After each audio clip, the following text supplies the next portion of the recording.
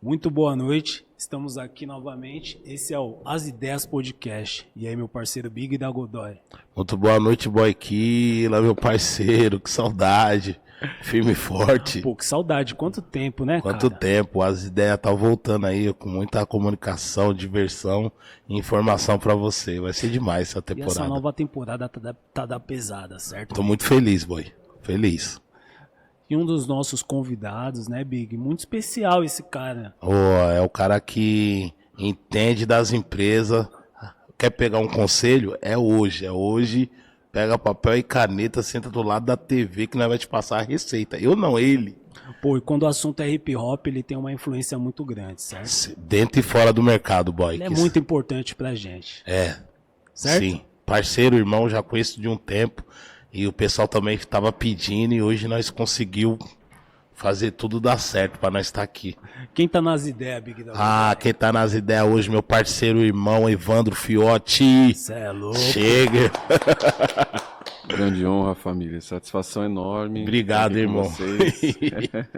A gente sempre se encontra, se admira mutuamente aí. Que satisfação é poder ter a oportunidade de crescer aqui ao lado de vocês e desse projeto tão especial que vocês estão construindo. Então, primeiro, parabéns aí pela trajetória, independente da minha participação, mas muito feliz ainda que a gente conseguiu encontrar essa oportunidade de estar junto mais uma vez. Também, mano. Fiquei muito feliz, hein, boy? Porque essas ideias tinha que ter, né, mano? A agenda do homem é Tinha super... que ter. Tem que ter A essas agenda ideias do que não homem, pode Big, faltar, é mano. super corrida. E às vezes a gente tem algumas curiosidades, né? Sim. A gente olha ali o Evandro, né? A gente olha o Fiote ali. A gente tem as nossas curiosidades, certo, Big? Algumas mano. perguntas que a gente queria fazer, mas às vezes, sei lá, ali, né, durante a correria, não sobra tempo. Não até sobra porque o tempo, homem... é mais aquela resenha mesmo ali da aquela noite. resenha rápida. É, certo? do momento Mas hoje a ali. gente vai poder trocar aquela ideia. É, mais feliz mesmo com as ideias mil graus, que a gente já vem trocando essas ideias aqui nas ideias, né? Falando com algum outro pessoal, mas hoje nós vamos abordar alguém que tá atrás das câmeras e na frente das câmeras ao mesmo tempo. Sim, claro, a gente entendeu? vai trocar, Então é um cara que sabe muito e vai poder compartilhar um pouco pra nós esse jogo do management, tá ligado? Do empresário, do produtor que vem crescendo também aqui no isso. Brasil. Pô, e muito se fala, né, do Fiote, o Fiote e tal. Pô, como que foi a infância do Evandro? Ótima pergunta. Isso aí eu tô trabalhando com a minha analista.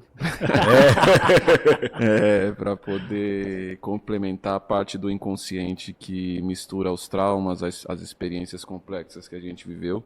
Mas em relação à dimensão das experiências que eu tive desde a infância, eu sempre fui um menino muito sensível, muito afeito à criatividade, à arte, à comunicação. Sempre muito ligado a tudo que tem viés ligado à cultura e à arte, muito pela influência da minha mãe, mas também pelo legado que meu pai deixou, porque eu perdi meu pai em 1991, nasci em 1889, né? Então 1 ano e meio aí mais ou menos, então minha memória dele é bem pouca. Por outro lado, ele era um artista que não teve, homem negro também não teve a oportunidade de se desenvolver, né, e poder seguir a sua trajetória profissional, mas a minha mãe também, que é uma artista criativa, multiartista, artesã, artista plástica, escritora também, teve a oportunidade de compartilhar e de incentivar esses dons, na verdade, dentro da nossa trajetória de vida. Então, desde a primeira infância, a arte sempre foi muito importante dentro da minha casa, tanto para questão da socialização mesmo, para a questão da gente se entender enquanto pessoas negras mesmo, e quais são as complexidades dentro dessa sociedade. Então esse viés todo cultural, mas eu sempre gostei muito de todos os tipos, todos os gêneros de sonoridades, por ser o caçula lá em casa. Então meus irmãos ouviam todo tipo de música, rock, rap, pagode, samba, axé. Minha mãe era muito ligada à MPB, então como ela cuidava de mim, me levava à escola, então eu ia ouvindo alguns artistas com ela, e assim eu fui construindo essa identidade musical que veio não só impactar a minha criatividade, mas também o ser humano que junta todas essas histórias e chega aqui hoje, né? Então foi uma infância, como a maioria de todos nós, assim, com muitas complexidades e vulnerabilidades sociais, mas dentro das possibilidades do que a gente pode dizer aí que a nossa matriarca tem sempre uma visão à frente e a capacidade de prover, confrontando aí o sistema, né, para que a gente não esteja dentro dessas estatísticas de corpos como os nossos. Acho que a nossa presença aqui demonstra que ela foi muito exitosa. Então, Nossa, agradeço tá de essa parabéns, cara. oportunidade. O mais Tá de legal de parabéns. tudo, boy, é a questão da mãe, né? Mãe sempre tá presente, né, cara? Não, mãe é As tudo, primeiras né, vezes que eu cara? ouvi música também foi estando perto da minha mãe, ela colocando as influência da músicas sua dela, né? E aí eu já aprendi ali mexendo nas fitas e tal. Falei, agora é minha vez de colocar também minhas músicas aqui, mas sempre com a inspiração do que ela ouvia também, tá ligado? Pode crer, Acho que isso é fundamental na sua formação. pode Sem crer. dúvida nenhuma, música sempre foi o combustível diário em casa e depois de mais velho, estudando, eu fui compreendendo, na verdade, todo esse papel também musicoterapêutico da música, né, da arte, do entretenimento de uma maneira geral, a partir da percepção e da influência que tem nos nossos viés inconscientes, né? Então, de certa forma, hoje a gente fala mais sobre saúde mental, hoje a gente fala mais sobre o impacto na construção de novas narrativas no nosso inconsciente a partir de conteúdos culturais, mas naquela época a ancestralidade já guiava boa parte dos nossos antepassados a esse caminho, de certa forma. Então, não à toa, isso sempre esteve presente dentro dos territórios que a gente ocupa, porque além de um instrumento de resistência, além de um instrumento na perspectiva de levar à frente o nosso legado e de sobrevivência, também existe também esse componente que é essencial, né, que faz com que seja muito sensível a uma melhora realmente e bem-estar de saúde também, né? Então, música, arte, dança, sempre ocupou esse espaço que o Estado deixou aí relegado, né, a todos nós. Então, acho que é o que salvou e vem salvando muitas famílias. Pô, isso que você Muito falou é bom. muito louco, inclusive de saúde mental, né, cara? Em uma Isso das, é das 1000 graus. entrevistas que eu vi sua, você falou, inclusive, que apelidaram sua família e tal. Isso para um jovem é muito. Isso para um jovem é muito Deixa cruel. marcas, né? Deixa marcas, exatamente, Big. Isso deixa marcas. E assim, muitas vezes isso atrapalha as nossas perspectivas futuras. A gente olha para frente, a gente não consegue imaginar, porque tudo isso mexe com a gente de uma forma muito cruel. E assim, qual que foi a chama que te fez chegar até aqui, Fiote? Porque para você chegar até aqui, creio eu que você teve que ter uma força não só psicológica, mas é uma força absurda, né, cara, para chegar até aqui e se tornar quem você é hoje em dia. Posso dar inúmeras respostas, mas eu diria que no atual momento da minha vida, com 36 anos de idade, eu diria que, acima de tudo, foi o amor que eu recebi dos meus ancestrais diretos aí, mas, sem dúvida nenhuma, a espiritualidade. Eu acho que é muito importante a gente acreditar na força daquilo que a gente não pode ver, mas sente. Independente de ser confirmado ou não pela ciência, a ancestralidade foi o que me trouxe até aqui, sem dúvida nenhuma. E para mim a ancestralidade, ela tá em tudo, né? Não tem como eu ter essa conversa aqui sem eu dialogar diretamente sobre a transferência de legado que houve de meu pai e de minha mãe. Não tem como eu chegar aqui nesse espaço sem refletir o que foram os passos dos meus antepassados hoje conscientemente. E não tem como eu criar uma perspectiva de futuro sem eu olhar para isso e olhar para todos os desafios que eu passei, estou superando nesse momento, com a perspectiva de uma coisa concreta, que é independente dos estereótipos, independente dos estigmas, independente das barreiras sociais, eu tenho uma coisa que me protege à frente de mim, que é os meus valores, meu caráter, minha ética, minha conduta e principalmente a minha consciência. E a minha consciência, ela vem no lugar de não querer ser mais nem menos que ninguém, mas simplesmente também não querer que ninguém passe por cima do que eu acredito e de quem eu sou. E sendo um corpo negro nessa sociedade, você ter essas características significa que você vai ser lido muitas vezes como arrogante, vai ser lido muitas vezes como pedante, vai ser lido muitas vezes como intransigente, vai ser lido muitas vezes como alguém que não tem consciência ou que não sabe sobre o que e por que está falando. E na hora que esses estereótipos todos se somam, podem acontecer coisas gravíssimas, né? Muitas vezes a gente fala do genocídio da população negra pela perspectiva provocada principalmente pela letalidade policial, né? Sim. Mas a letalidade também que a gente tem que olhar é da saúde mental mesmo, e todos esses outros estigmas, na verdade, antes dos nossos corpos chegarem, eles já chegaram antes que a gente. Então a gente já vai ter, de certa forma, ser reconhecido sem ter direito a ter a nossa individualidade, a nossa humanidade, a nossa capacidade de poder ser humano de verdade, poder ser quem a gente é e nos ser permitido o erro. Um preto, de fato, ele não tem muitas vezes a possibilidade do erro. Sabendo disso, sabendo que já não vão me dar a oportunidade de errar, que eu já nasci errado, já nascemos cancelados.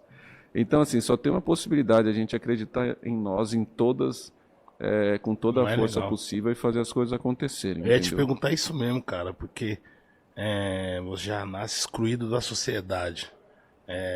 Vários traumas tem desde a infância.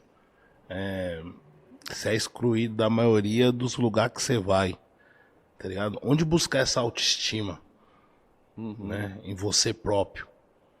E quem te inspira, né, na sua autoestima? Você levantar, se olhar. Essa pergunta é boa. Outro dia eu estava conversando com uma amiga, eu sou meio nerd, né? E aí era uma palestra também. A gente estava falando que eu e ela era muito introspectivo na infância, ela também é uma jornalista hoje muito reconhecida, e ela expressou que não sabia se a timidez dela era uma característica comportamental ou se foi algo que foi construído a partir das violências que ela sofreu na primeira infância dentro do ambiente escolar. Para responder sua pergunta, eu digo que eu também tenho essa mesma dúvida, eu acho que é no mínimo 50-50. Eu gosto muito da minha timidez, gosto muito das características que eu tenho e de ser uma pessoa reservada, mas ao mesmo tempo muitas vezes isso me dá ansiedade e também me prejudica o meu caminhar, porque eu também muitas vezes não sei me impor, muitas vezes em coisas que eu faço, em coisas que eu domino, em coisas que são meus dons, em coisas que eu quero, porque sempre me foi dito que aquilo não era dado a mim, né? E hoje, aos 36 anos de idade, eu não diria a você que eu tenho uma autoestima constante. Eu tenho aprendido que a vida é uma experiência que a todo momento as circunstâncias mudam, na verdade. Então a felicidade ela não é perene a todo momento. A felicidade está nas pequenas conquistas do dia a dia. A felicidade está nos encontros que valem a pena no dia a dia. A felicidade está no momento presente, em vivermos o momento presente e estarmos fazendo o que a gente quer, com quem a gente quer, independente de se é trabalhando, se é com a nossa família, se é com a nossa música, a gente não deixar para amanhã o que a gente tem de fato que colocar nossa energia hoje, porque o amanhã a gente de fato não tem. Então, para responder essa questão sua sobre a autoestima, eu olharia por essa perspectiva. E eu diria que hoje eu olho para o meu passado com afetividade e consigo olhar para aquele jovem da primeira infância que ele não imaginava que, independente do que pensam de mim hoje, ele chegaria tão longe com as condições que ele tinha, que iria inspirar tanta gente, que a música dele ia fazer bem a tantas pessoas, que iria superar tantos obstáculos, que conseguiria ter crescido tanto em tantas esferas da vida e ter sido a geração até aqui da sua família que mais conseguiu progredir economicamente, né? Saindo desses estigmas assim. Então, vou parafrasear aqui uma frase que tem num livro que eu gosto muito, que é A Cor do Inconsciente, da Isildinha Nogueira. Eu acho que um corpo negro nessa sociedade, ele transita entre o que é você ter a consciência racial e viver no limbo entre o consciente e o inconsciente, que vai te levar quase à loucura, na verdade. Dentro desse lugar é muito difícil, às vezes, você construir e conceber um lugar onde você tem uma autoestima plena. Mas eu busco fortalecer essa minha perspectiva nas coisas que eu amo fazer e nas coisas que me dão bem-estar. Então, as coisas que me dão de fato bem-estar são ouvir música, estar com pessoas, uma das coisas que são comprovadas, inclusive por psicólogos, uma das coisas que mais faz a gente preservar a nossa saúde mental e a nossa autoestima é a gente se cercar de pessoas que realmente têm uma energia positiva conosco. Então, cercar-se num campo vibracional positivo, energético, que no momento que você esteja abaixo, essas pessoas realmente não queiram apontar o dedo para você, mas essas pessoas saibam te compreender e te dar feedbacks sinceros no momento adequado, com palavras adequadas, mas também compreendam que você ali é um ser humano, né? Além disso, claro, mistura altos campos, né? Então essa parte do bem-estar e da saúde para mim também hoje é muito importante. Então, tentar procurar ter uma boa alimentação, procurar ter uma dinâmica de sono que seja adequada ao seu estilo de vida, procurar praticar esporte também, porque contribui muito, procurar olhar para todos os campos da sua saúde, biológica, mental e física, e procurar ter tempos na sua agenda em que você possa ter atividades de lazer, que você pense nesse processo em você, não só no trabalho, não só na perspectiva do outro. Eu acho que tudo isso contribui para que você consiga fortalecer a sua autoestima e buscar ter uma qualidade de vida digna, que deveria ser um direito a todo e qualquer indivíduo, mas que infelizmente não é. É difícil. Pode crer. Tá vendo? Vocês ficam aí andando com esses caras aí que falam que é seu amigo, que rouba a sua brisa, energia pesada, não dá um conselho da hora, sempre tá te dando uma multa, sempre tá precisando. Com esses aí, Vira peso. Virar peso. Você tá carregando eles, né, boy? Verdade, Big da Godoy, verdade. Pô, eu tenho uma outra pergunta para fazer pro Fiote aqui. O mercado da música, ele é muito complexo. E assim, você é um cara bem sucedido dentro do que você faz, certo? O que acontece, Fiote? Eu queria saber como que você transita dentro do mercado da música, porque a nossa música é preta, mas para fazer dinheiro com a nossa música é muito difícil, cara. É, difícil, boy. Tem que saber chegar, tem que saber sair. Isso aí eu aprendi desde muito cedo com a minha mãe. E com a minha avó também, e depois com as minhas irmãs e com a minha família. Eu confesso que a minha conexão inicial com a música, ela se deu, graças a Deus, muito mais a partir da minha criatividade, da minha ancestralidade, a partir dos instrumentos que eu toco, que eu canto e etc. Então, sou artista antes de ser empresário, né? E a partir do momento em que eu começo a produzir, começo a empresariar e começo a empreender nesse ramo,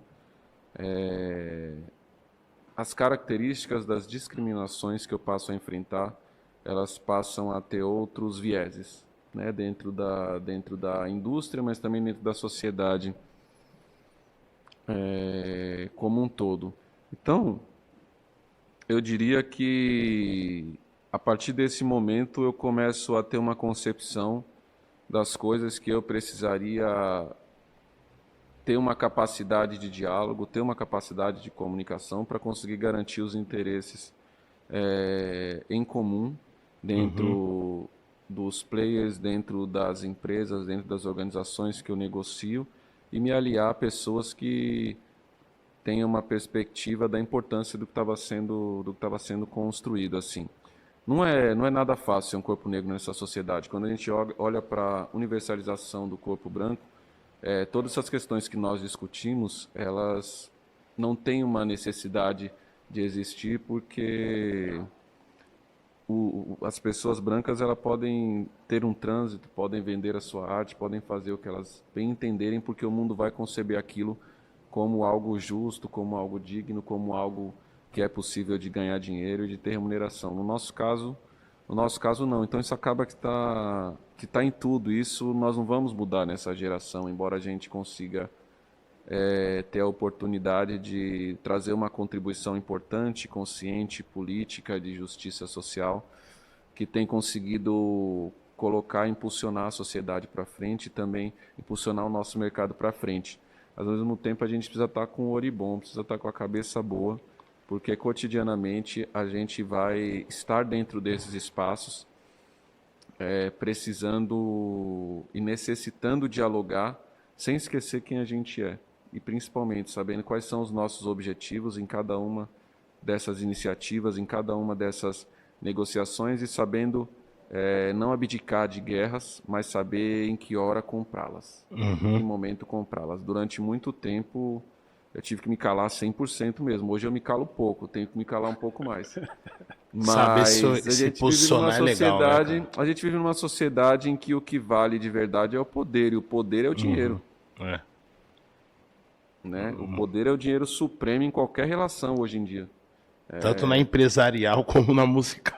E em qualquer lugar, cara. É uma sociedade tão adoecida que não dá nem pra gente não dizer que isso também não é uma questão que adoece a nossa comunidade. Em todo lugar hoje, porque o dinheiro está ligado à capacidade que você vai ter de construir sua vida, sua dignidade, ter saúde, prover o bem para as pessoas que estão com você, construir possivelmente seu patrimônio e a sua prosperidade. Então, isso faz a sociedade ter uma grande guerra, porque infelizmente, embora tenha abundância para todos, o modelo que nós vivemos é o da escassez para tipos de corpos como o nosso, né? Então, dentro da indústria também a gente enfrenta esses estigmas aí, mas eu tenho que agradecer, porque eu encontrei pessoas muito boas no meu caminho, não vou mentir não. Da hora. Então, tanto pessoas negras como pessoas não negras também, dentro de editoras, dentro de gravadoras, dentro de festivais. Que acrescentaram dentro nessa construção. de lideranças de festivais até hoje, porque mesmo que a gente olhe por esse prisma de todos os viéses inconscientes, de todo o histórico que a gente tem de violência racial e ainda da escravidão no nosso país, existe um elo, muitas vezes, que nos liga e que muitas vezes, quando a gente não se furta dos nossos valores, a gente consegue, eu acredito que a partir do nosso propósito, estabelecer conexões mais alinhadas com o nosso pensamento. Então eu diria que assim, dentro da indústria, eu vou ter pessoas que são extremamente racistas, eu vou ter pessoas que têm um pensamento que não é racializado ainda, mas que compreende a questão da desigualdade. E eu vou ter pessoas que estão tentando, na verdade, batalhar por uma indústria melhor, sabe? Eu acho que as pessoas que eu me alio mais estão no meio desse caminho. Desses São últimos pessoas- dois. São pessoas que já estão há um bom tempo dentro desse segmento, que compreendem a importância da pauta, mas que muitas vezes não estão em lugares estratégicos grandes, para grandes tomadas de decisões nesse mundo complexo geopolítico que nós estamos vivendo, para ter uma quebra de paradigma da noite para o dia. Mas compreendem que estão tendo um papel importante nesse tempo para o legado que vão deixar para as próximas gerações, e entendem a importância e a relevância de um executivo como eu, da importância que tem um papel de um homem negro como eu. Durante muito tempo, infelizmente, eu fui um dos únicos fazendo o que eu fazia da minha geração, né? Acho que foi exatamente o momento ali de transição. Então, fui um dos poucos homens negros, pessoas negras ali entre 2008, 2009. da né? nossa geração, né? Entre 2009 até 2013, 14, assim, a lutar e acessar esses espaços e construir modelos de negócio que depois beneficiariam não só a minha empresa e a cena, mas também o mercado como um todo, né? Então foi um pouco desafiador, mas eu, graças a Deus e graças aos orixás, eu tive boas pessoas que me abriram boas portas, na O verdade. mais legal de tudo isso também é você vai conversar com essas empresas, traz ela para o nosso movimento. Até então era um movimento muito fechado, até um movimento até para você ganhar dinheiro, talvez você seria um traidor, né? Pô, o cara tá ganhando dinheiro, essa não é a ideia. Como que eu vou sustentar minha família, né? Igual você falou, prover do bom e do melhor. E além dessas empresas, você trazer ela, deixar ela dentro do nosso mercado. Acabei de falar com o Fiote, puta projeto. Agora eu quero falar com o Big, com o Boy, com o Racionais, com o GOG, tá ligado? E elas conseguir ficar no nosso universo. E eu queria também saber de você como que é trabalhar o ego dentro da empresa. Dentro da minha empresa? Porque eu tenho uma empresa também, eu tenho um que quer lançar um Pergunta álbum. quente, hein? Eu tenho um que quer lançar um álbum. Eu tenho um que quero. Ou até geral também, se for puder fazer uma visão geral. Porque eu tenho um que quer lançar um álbum. O outro quer lançar um clipe. Os artistas, O né? outro quer. Como que é dominar tudo isso e saber o momento de E você, cada o que um, que né? você quer? Eu quero que eles dêem uma segurada. Você não se inclui nesse... Dá uma segurada aí. E deixa eu O Big não se inclui no meio dos trabalhosos, não, Big. Tá de fora. Como que dominar isso, cara? E ao mesmo tempo ter tempo pra ir lá falar com essas empresas, trazer ela, deixar ela dentro do nosso universo e lidar com todo esse ego, assim, porque nós que é artista, né? Vou incluir eu aí, boy, pra você falar. Tá. Mas, pô, quero água gelada. O outro quer água fresca, né? Quer escolher a fonte. Um quer um beatmaker e tal, quer trabalhar com tal produtor, o outro quer fazer tudo na percussão, mas, né, algo mais ao vivo, assim. Como que é, assim, o planejamento de cada um? Você ambiciona mudar de carreira? Tô perguntando sério. Cara, assim, ficar pro lado mais empresário, é o que eu queria na minha vida. Estando do lado criativo, artístico, ou estando do lado empresarial, mas continuando trabalhando com música, o componente do ego é central. Uma vez eu li uma entrevista do Juca Kfouri, que ele falava sobre política e sobre liderança, e ele falou que eu gosto muito de olhar para fazer o que eu faço como líder. Eu gosto muito de ver quais são os técnicos, como está a organização dos times de futebol, como que os técnicos alinham o modelo de negócio, a cultura organizacional do time e como esse time em campo reproduz aqueles valores, né? E aí tem algumas pessoas que são minhas referências no Brasil nisso. E uma pessoa que eu sempre acompanhei muito como jornalista, que, né, narrou muito bem o histórico pela perspectiva do que eu acredito, do que foi acontecendo com o futebol brasileiro, é o Juca Kfouri. Eu gosto muito também. E uma vez ele se expressou dizendo exatamente isso, que ele não tinha um problema com determinado jogador. O grande problema era que o ego daquele determinado jogador era maior que todos os demais, inclusive do elenco que ele fazia parte. E que aí ele entendia que era importante que, para um atleta se destacar tanto, o ego era essencial, mas quando existe esse desequilíbrio em relação ao coletivo, ele desequilibra o sistema como um todo.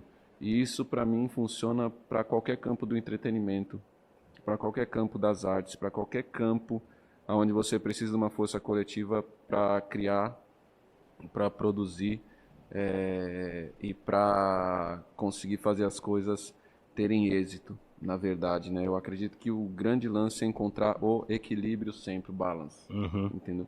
Então, nessa fala dele, eu consigo identificar essa característica do ego como uma perspectiva que tem o seu viés positivo, muitas vezes, desde que esteja dentro de um limite equilibrado, porque o ego, quando ele Em prol a todos.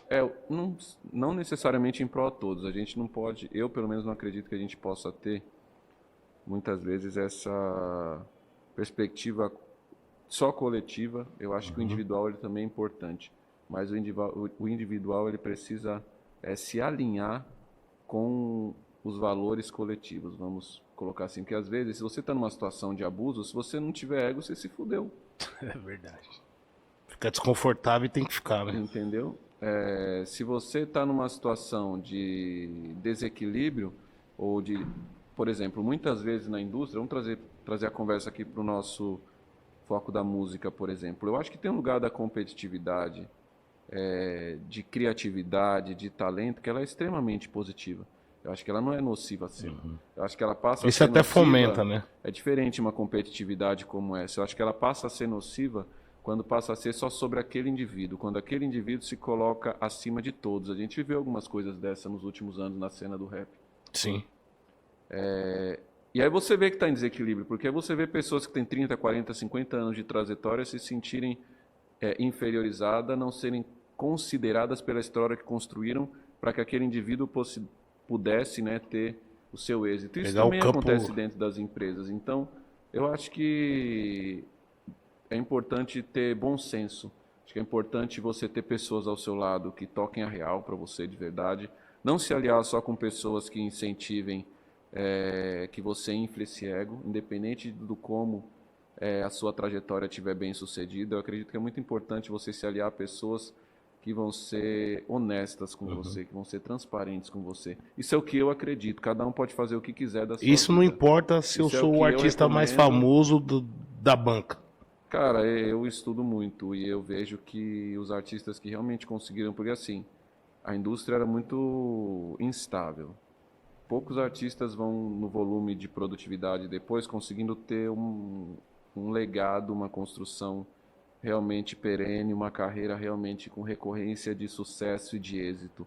Em geral, os artistas que conseguem fazer isso não são os que estão olhando agora, são os que estão olhando lá na frente, que entendem a importância de como tratar as pessoas, de como ter um modelo de negócio adequado à sua carreira, principalmente que ele é um líder criativo, mas que a liderança dele não pode se sobrepor a todas as outras pessoas que são importantes dentro daquele ecossistema para aquilo conseguir ter êxito, para aquele negócio conseguir ter êxito. Então, realmente não é algo psicanaliticamente falando, psicologicamente falando, fácil de conceber. Mas eu acho que o artista, as pessoas que lidam com a visibilidade, as pessoas que lidam com imagem, hoje em dia é essencial olhar para essa questão analítica, entendeu? Eu acho que é essencial para você não se perder em relação ao arquétipo que você constrói, né? Porque no fundo é um indivíduo ali que muitas vezes transfere aquelas características para um personagem. Porque o personagem ele existe em um determinado lugar, mas como sai desse mesmo indivíduo, essas características podem entrar em choque. A gente já viu muitos problemas graves acontecerem na indústria em relação a isso. Tem gente que prefere não medir. Eu sou muito fã do Michael Jackson, adoraria ter ele aqui até hoje. Aí, tá vendo? Já pega a receita. Vai achando que só porque você tá famoso lá no Instagram que você tá com a bola toda não, tá? Pô, já que vocês estão caindo pra dentro desse universo aí, Às vezes eu tenho até uma pergunta pra fazer pro Fiote, tipo, eu quero ver qual vai ser a resposta dele, aliás. Em relação às Big Techs, por exemplo, em relação às Big Techs, o que a gente sempre pensou em relação às Big Techs é nunca, né? Várias pessoas falaram que era teoria da conspiração, não, vocês estão... E não, né? Hoje em dia a gente vê da forma como elas vêm se alinhando. E assim, dentro da música, ô Fiote, como não perder a identidade e ser próspero dentro de um ambiente tão desfavorável muitas vezes pra gente? Você diz em relação à perspectiva da tecnologia? Sim, da tecnologia, da forma como os caras vêm se alinhando, né? A gente olha para o exterior, por exemplo, a gente vê como o Elon Musk, o Bezos, esses caras vêm se alinhando. Então, pra gente é muito, né? Mano, você quer estar perto, porque mas às você vezes também a não quer gente perder fala, sua não, identidade, né? a gente, tipo, é uma puta ferramenta, e é uma ferramenta Que muito ajuda. da hora, que ajudou vários dos nossos, mas ao mesmo tempo a política dela não tá tão alinhada com as nossas raízes ali, tá ligado? Com princípios, né? Com Na princípios, verdade. exato, Eu acho que não está alinhado com os nossos princípios. Falando isso aqui com pessoas que vieram da periferia de São Paulo, do extremo sul do mundo, né? Dentro desse contexto que a gente vive, vou tentar racionalizar aqui essa resposta um pouquinho. Eu acho que a globalização fez com que o Brasil perdesse essa disputa. E eu acho que dificilmente a gente vai conseguir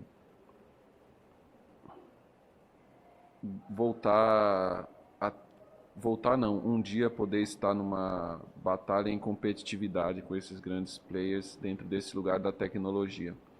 Eu acho que o lugar que a gente vai conseguir se diferenciar hoje é no campo da criatividade, né? Então a gente acabou de ver, essa pergunta vem em consenso com esse momento complexo que a gente está vivendo aí geopoliticamente no mundo, onde a gente viu os líderes todos das maiores empresas de tecnologia, que nunca houveram, né, tantas empresas, tão poucas empresas com uma concentração tão grande de capital, né, como a gente está vendo agora nessa era da humanidade, assim. Mas o que não faltavam eram pesquisas, índices, estudos demonstrando como a comunicação e como a tecnologia, no fundo, estava sendo construída como uma perspectiva de uma concentração de riqueza muito grande, mas principalmente uma influência muito grande política na sociedade. E essa política não necessariamente, essa perspectiva política não necessariamente estava aliada a valores democráticos, né?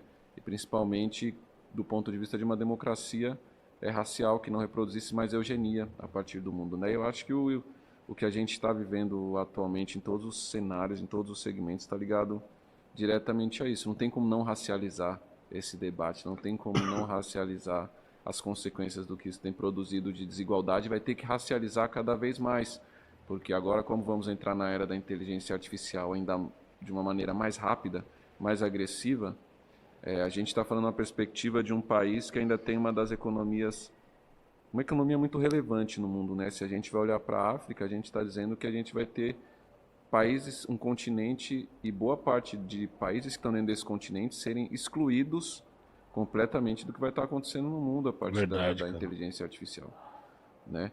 Então o momento eu acho que a gente está vivendo um dos momentos mais desafiadores das duas últimas gerações da humanidade. Assim, eu acho que a gente está vendo um momento que está até difícil ter uma previsibilidade de futuro. Assim, eu acho que isso influencia muito na indústria que a gente faz parte também. Acho que influencia muito dentro da indústria da música. Assim. Então eu acho que ao mesmo tempo que as plataformas, quando a nossa geração surgiu, já se falava muito sobre o impacto negativo que isso poderia ter, né? Eu fiz parte dos grupos dos GTs importantes lá no início de 2010 para a regulação de direitos autorais, por exemplo, que depois, graças a Deus, a gente conseguiu alguns acordos relevantes com o Procure Saber. Mas isso já se falava lá. Hoje, desde 2013, 2014, a gente já falava das novas tecnologias, já falava de inteligência artificial e até hoje a gente não tem uma regulação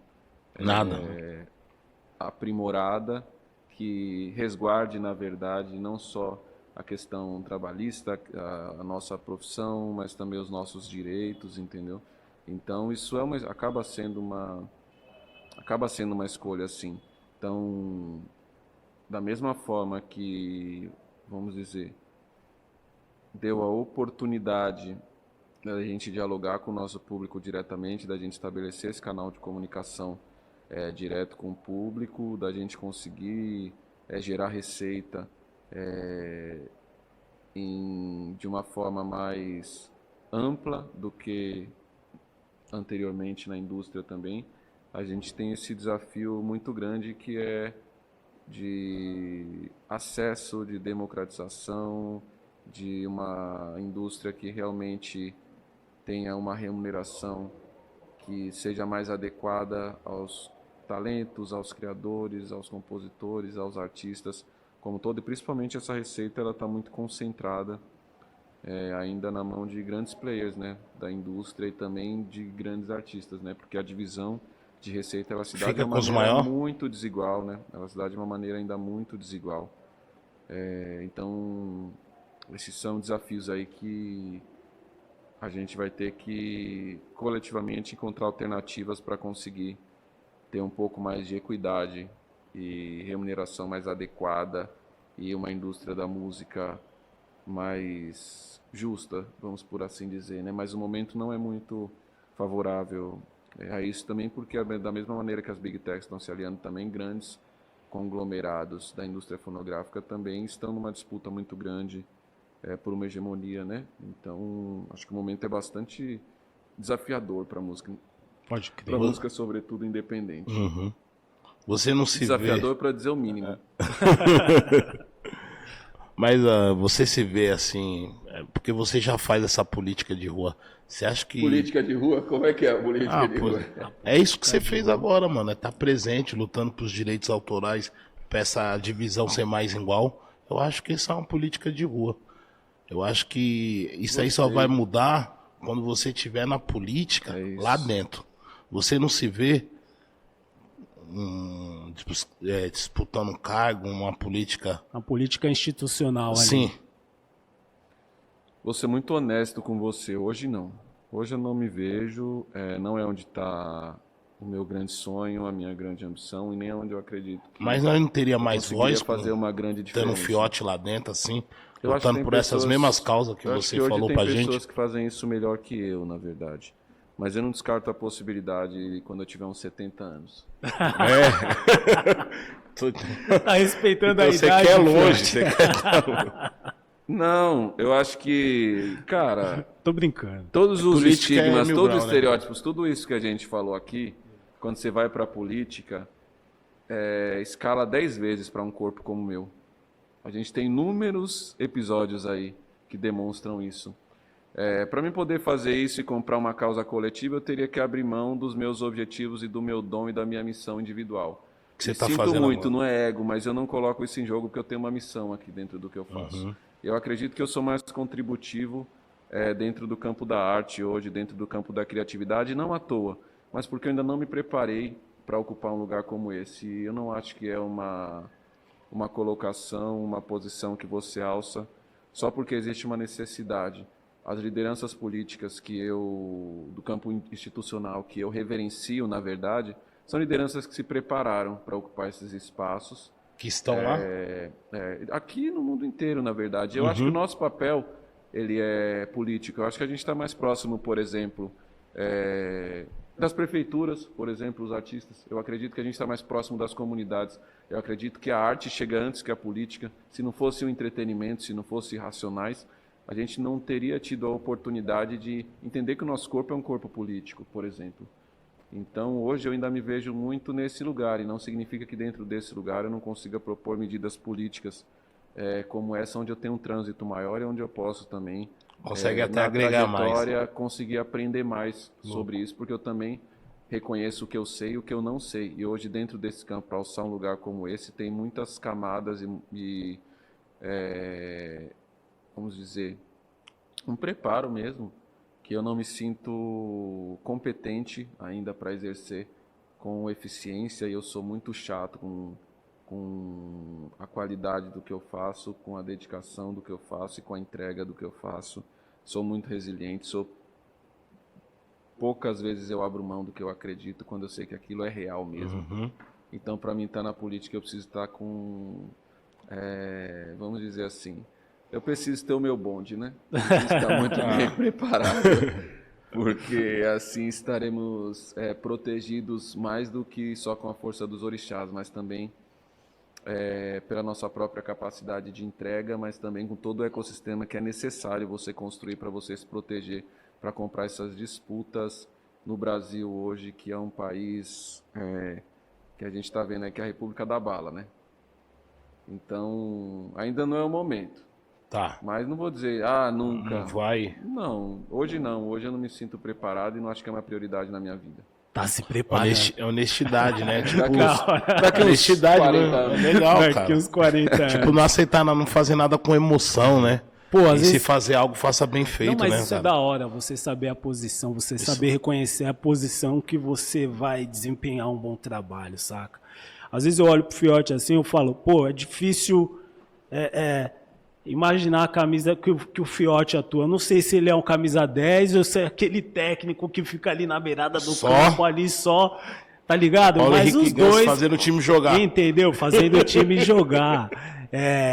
Pô, a gente vê o trampo lindo que a Lab executa.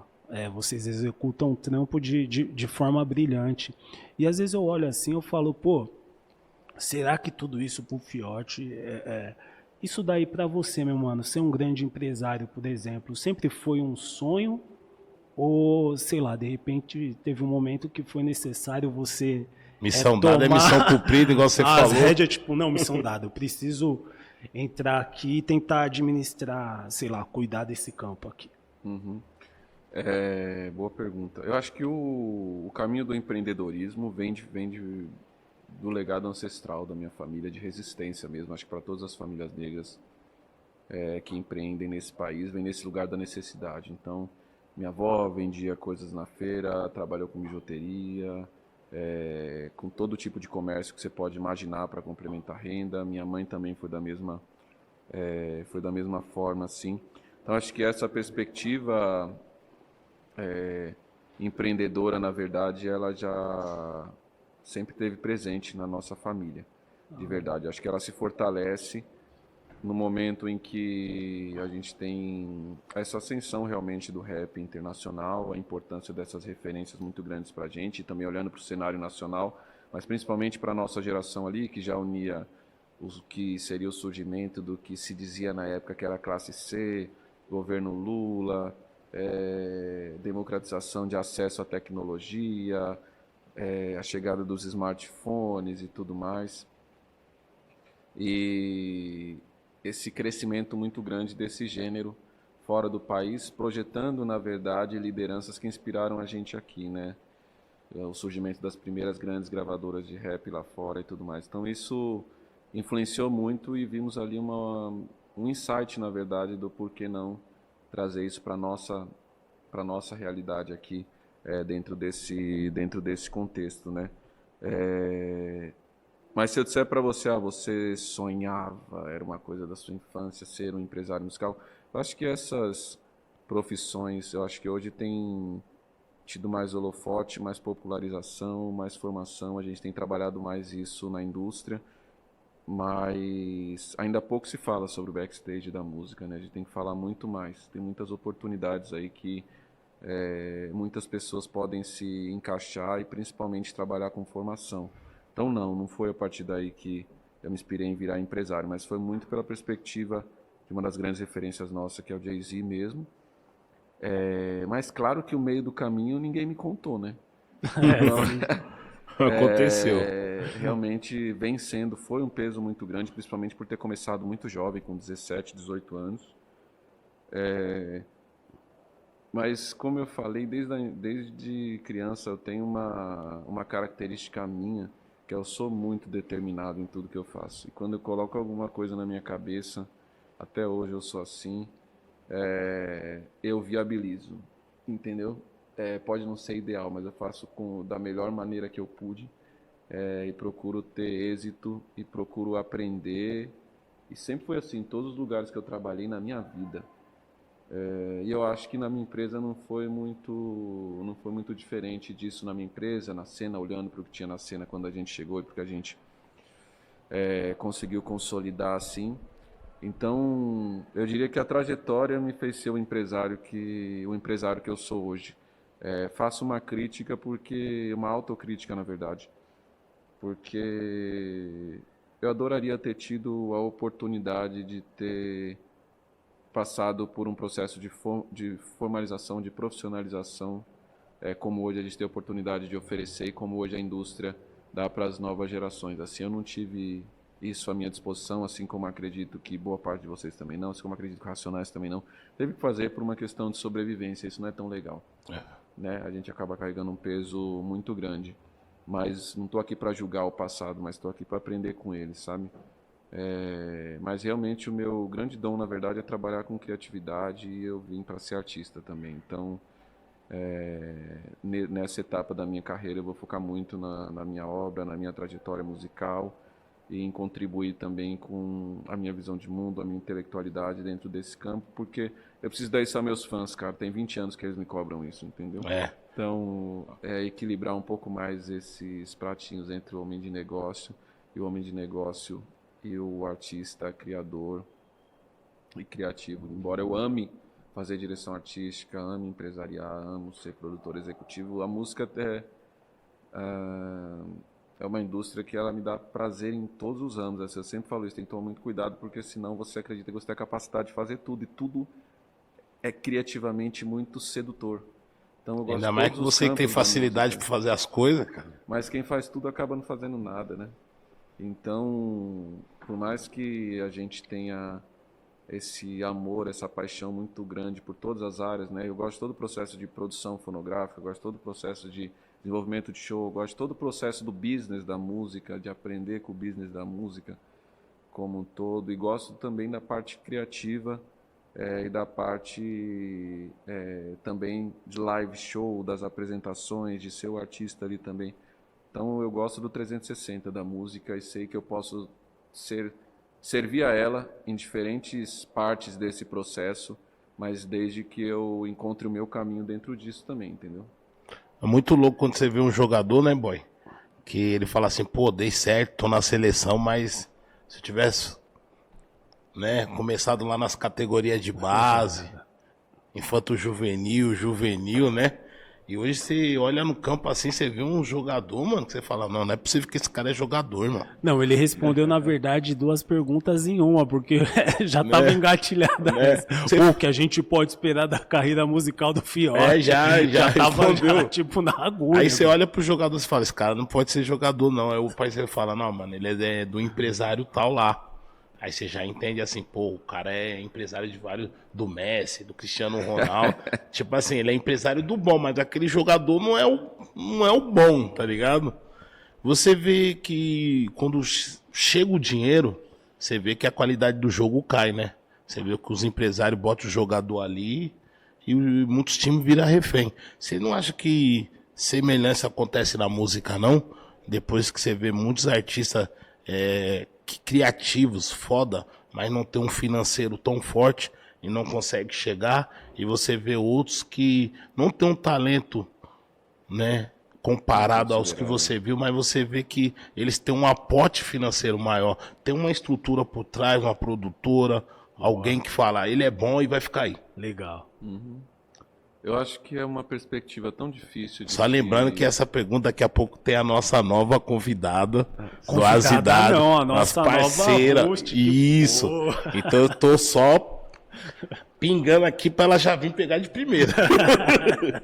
É minha última pergunta. Sem quebrar o raciocínio do É, Fiote. eu acho que é uma pergunta que fica difícil de ser objetivo sem olhar para estatísticas assim. O que eu observo é que não é só o dinheiro que responde a essa pergunta. Já vi muito artista já vi alguns artistas com disponibilidade de investimento, mas que às vezes a pessoa também não está preparada para aproveitar aquilo da melhor maneira possível. Eu acho que existe uma perspectiva de desigualdade dentro da indústria, sim, seria leviano dizer que não. Mas eu acho que também existe você estar preparado na hora certa, no lugar certo, com as características certas, com a equipe certa, para poder aproveitar aquela oportunidade. Eu acho que esse é o grande desafio. Muitas vezes você tem um investidor, muitas vezes você não, vamos dizer, na maioria das vezes você não tem nada, gente como nós, né? Só tem a sua criatividade, a sua vontade de fazer acontecer. Mas muitas vezes a sua criatividade, a sua vontade de fazer acontecer vai fazendo você construir relacionamentos sólidos. Só que aí você também não teve a oportunidade anteriormente de ter sido preparado para aquilo. Então, às vezes, você vai fazer escolhas erradas, vai se aliar com pessoas erradas. Muitas vezes você vai ter o dinheiro, Justamente porque mas você não tá vai estar maduro, com a né, equipe certa, né? E muitas vezes você às vezes vai estar até com a equipe boa, mas aí vai faltar o investimento. Então, eu acho que é sempre olhar para o 360 da coisa e tentar atuar aonde você está percebendo que existe uma necessidade de ter uma dedicação maior sua, um comprometimento maior seu, criar um planejamento, criar uma estratégia para aquilo, para lidar com aquela adversidade, assim, sabe? Eu acho que quando a gente vai olhar pela perspectiva de desigualdade dentro da indústria, desigualdade financeira e de investimentos, a isso sim. Então, a gente realmente compreende que boa parte dos investimentos não estão sendo divididos pela perspectiva só da criatividade. Estão sendo divididos por uma perspectiva de resultado, de lucro. Né? As gravadoras estão olhando para lucro, estão olhando estrategicamente para dar lucro para os acionistas. Entendeu? As produtoras que estão investindo também estão olhando muitas vezes nos seus sócios. Nem sempre, quase nunca a perspectiva de criatividade está ficando central nos negócios. É importante a gente resgatar isso, na verdade. Eu acho que a gente está vivendo um momento em que a criatividade ela está sendo deixada de lado, muitas vezes, em relação à questão financeira, né? Está ficando commodity, está ficando muito pasteurizado o conteúdo musical. Não à toa, a gente tem visto muitas vezes músicas, obras musicais que têm milhões de plays, mas que você vai nos comentários são só críticas. Tem um O cara que desalinhamento tem muito milhões grande de entre o play que e não tão consegue fazer show, oferecendo, cara. Eu fico... entre o que está sendo oferecido e o que é de verdade interesse do público, porque nem sabe para qual público está cantando muitas vezes, né? Pode crer. Então isso existe, mas eu acho que também onde existe o gap, existe a oportunidade também. Eu acredito que quando o trabalho tem qualidade e uma estratégia adequada, não é só o investimento financeiro que faz a diferença. A gente tem que acreditar no caminho médio e longo prazo. A gente está aí há mais de 16 anos fazendo o que a gente faz para chegar no lugar que a gente chegou. Não é da noite para o dia também, né? Então eu acho que é importante ter cabeça no lugar, acreditar no seu potencial, acreditar na consistência, na recorrência, nos seus valores e fazer as coisas acontecerem dentro das suas possibilidades e não deixar de acreditar no seu potencial e do seu sonho, entendeu? E claro, tá olhando também para essa perspectiva toda do negócio em si, na sustentabilidade do negócio, na rentabilidade do negócio, onde você vai tá olhando para reinvestir também essa grana para continuar tendo a sustentabilidade garantida na sua carreira e poder viver daquilo e poder ser exitoso naquilo também, não só viver. Pô, Deixa seu like bonito. Compartilhe. Episódio tá pesado, Boyquila. pô, o Fiote é um cara muito lúcido. Isso é louco, porque às vezes a gente cria várias teorias Você na não me viu nossa... depois do carnaval ainda. A gente cria várias teorias na nossa Não mente. tá conseguindo chegar, que não tá entendeu? dando A bola certo, que fica não sei o pingando quê. o tempo todo, Né, porque mano? o gramado, né, não tá aquelas coisas. E é o cara que coloca a bola no chão e consegue, pô, dominar a parada, tá ligado? Eu acho que, pô, boa resposta, eu gostei. Boa resposta, Falei, pô, muito realista, né? Muito consciente. E nós tem aquela resposta. visão também assim, tipo, se eu tivesse dinheiro também chegava. Entendeu, Então Big? ficar também aquele negócio assim, achar que só com dinheiro eu consigo fazer as coisas. Você tá Se ele entendendo? tivesse pensado isso, não tinha dado nem o primeiro passo. Pode crer. Tá ligado? Vamos abrilhantar esse episódio Vamos aqui? abrilhantar, Big. Com Vamos licença. abrilhantar. Vamos abrilhantar esse espaço.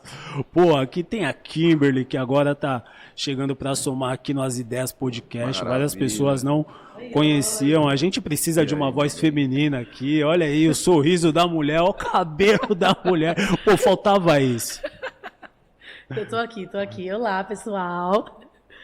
Olha, eu tava ali no backstage ouvindo você falar e eu sempre fico muito contente porque eu ouso falar que faço parte da geração Z, tá? Eu tenho só 26 anos, então assim, ó, reforço que eu ouso falar que eu faço parte dessa geração.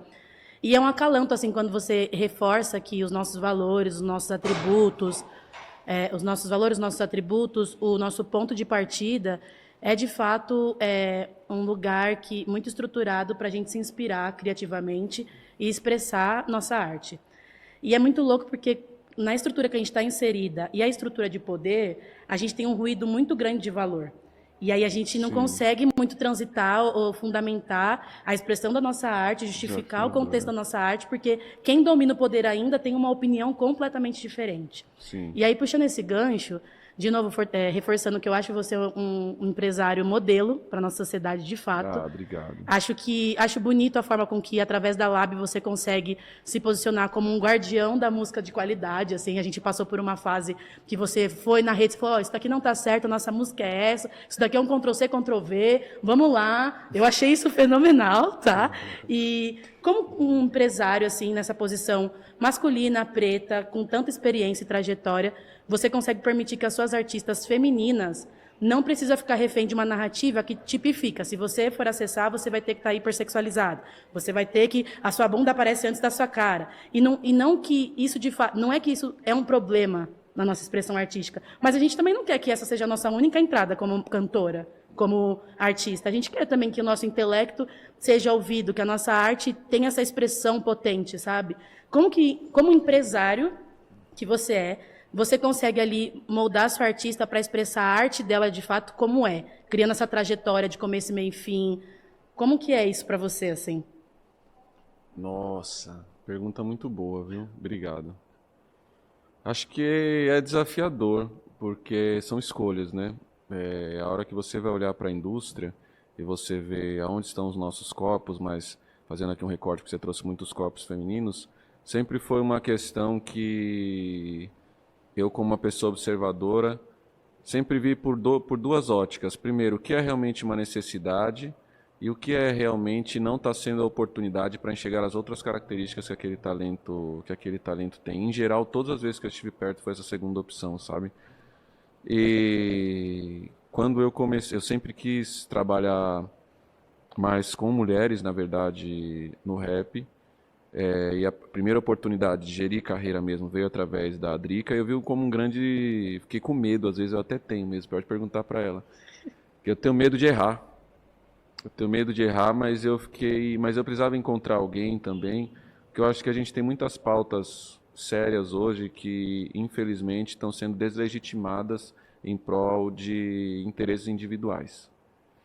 E eu queria muito trabalhar com alguém que conseguisse compreender o que eu posso agregar como profissional, como produtor executivo e como empresário, e como eu me preparei também para trabalhar com um perfil de artista como essa, onde eu também quero aprender, né? Porque até então eu tinha trabalhado mais com artistas masculinos e que também dá muito choque, porque eu realmente, por ter sido criado por mulheres, eu tenho uma sensibilidade e, vamos dizer, a minha energia feminina, por não ter tido pai, sempre foi algo que foi muito tolhido em todos os espaços que eu passei. Nos últimos 10 anos eu passei a ver que aquilo não era para ser tolhido, aquilo era uma potência, quem eu era, na verdade. Então minha sensibilidade, minha capacidade de comoção, minha capacidade de pensar no outro, minha capacidade de pensar coletivamente, isso muitas vezes dentro do ambiente que só tem masculinidade frágil, vira um problema. E entre as mulheres eu comecei a ver que não, entendeu? E aí quando eu comecei a trabalhar, não só dentro da empresa, com mais uma participação maior feminina dentro da empresa, mas também quando eu comecei a trabalhar com a Drica diretamente, criativamente, eu comecei a ver que nesse lugar dessa fragilidade a gente se conectava, então eu podia falar com alguém sobre saúde emocional sem ficar com receio do como aquilo seria lido. Eu comecei a ver algumas fragilidades que ela tinha também no processo de criatividade e que eu entendia e que eu tinha que ser suporte para ela, para não deixar aquilo abalar ela, mas ao mesmo tempo também eu tinha que estar ali como empresário para dizer, querida, Vamos embora. Tem que dar resultado. Entendeu? E esse equilíbrio, ele é desafiador, mas eu sempre pensei, já tem uns 10, 12 anos, que eu reflito que o artista, ele é um produto, mas eu não acredito na perspectiva de empresariamento de um produto descartável, como a indústria faz cotidianamente. Então, para mim, atrás daquele produto tem sempre uma vida.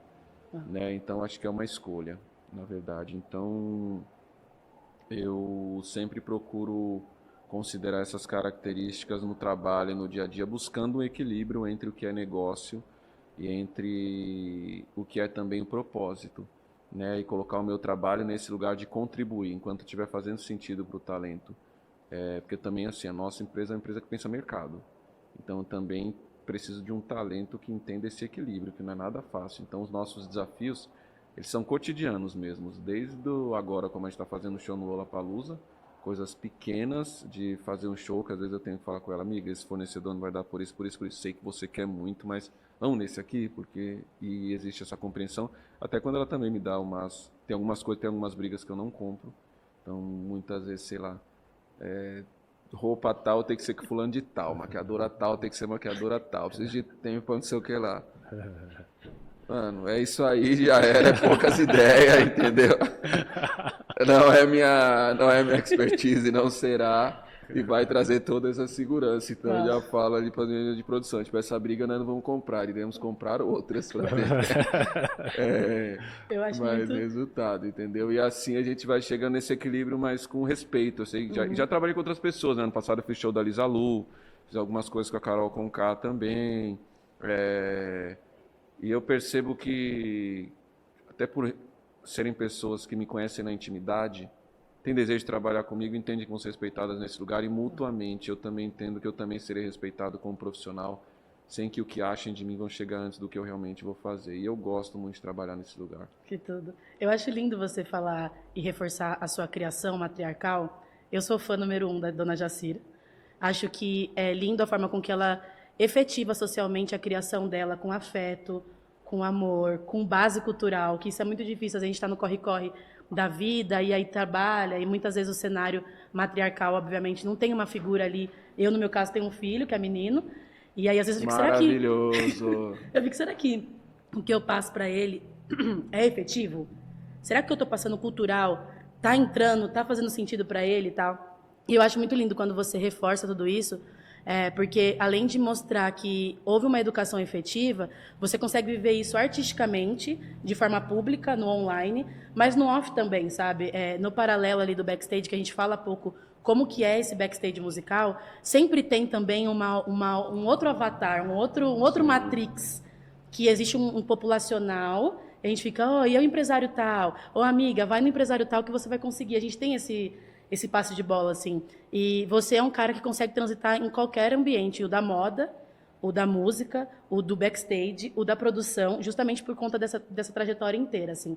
Se fosse para você passar 3 artistas fundamentais para essa geração Z, assim, que talvez não tenha dentro de casa essa cultura, esse tempo para se dialogar mais, quais artistas você passaria, assim, para essa geração não perder de vista? De referência agora, É. tem que ser da geração Z? Não, para a geração Z. Artistas Referências que sejam influências. para essa geração, isso. Uau. Vou passar alguns artistas que eu acho que vale a pena olhar modelo de negócio e como se posicionam, assim. Eu acho que... Bom, acho que Beyoncé não precisa explicar muito, né? Sim. Já se explica. Acho que um artista contemporâneo também, que eu já acompanho há um bom tempo, que sou muito fã, é o Bruno Mars também. Eu acho que tanto de modelo de negócio, como da forma como construiu a sua estética sonora, como da forma como construiu o seu produto, como da forma como fez parcerias com labels adequadas para o momento de carreira, a partir de composição, produção musical, estabelecer o conceito do show e tudo mais, pensar o 360 da carreira como um todo mesmo. E eu acho que outra referência para mim aí como homem, como empresário, como visionário, para sair um pouco dos que a gente conhece assim, eu acho que o Thiaguinho. Uau. Eu acho que o Thiago André, ele é pisciano como eu. Só um pisciano para fazer as coisas que ele faz no meio que ele faz em todos esses anos e superar tantas coisas que ele superou assim. Mas eu gosto muito da forma como ele sabe chegar e sabe sair dos lugares com qualquer pessoa. Eu gosto da forma como ele trata o público dele. Como eu sou fã, eu já fui tratado como o público dele trata, então já estive do outro lado. E hoje, conhecendo ele, sendo colega de trabalho, estando muitas vezes em espaço de backstage, é um dos caras mais coerentes que eu conheço na indústria. E que, para mim, eu sempre falo para ele, cara, você, para mim, é o cara que eu falo. Esse não tinha como não ser artista, porque assim, ele ama tudo que ele faz, até as coisas que talvez ele não tenha tanta vontade de fazer, ele não transparece que não tem vontade de fazer, como essas coisas chatas, né? Academia, fonoaudiologia, aula de canto. Eu tenho uma curiosidade com ele interessante, porque o meu professor de canto foi o mesmo que o dele, né? E o professor de canto dele fala dele com tanto amor, com tanto carinho.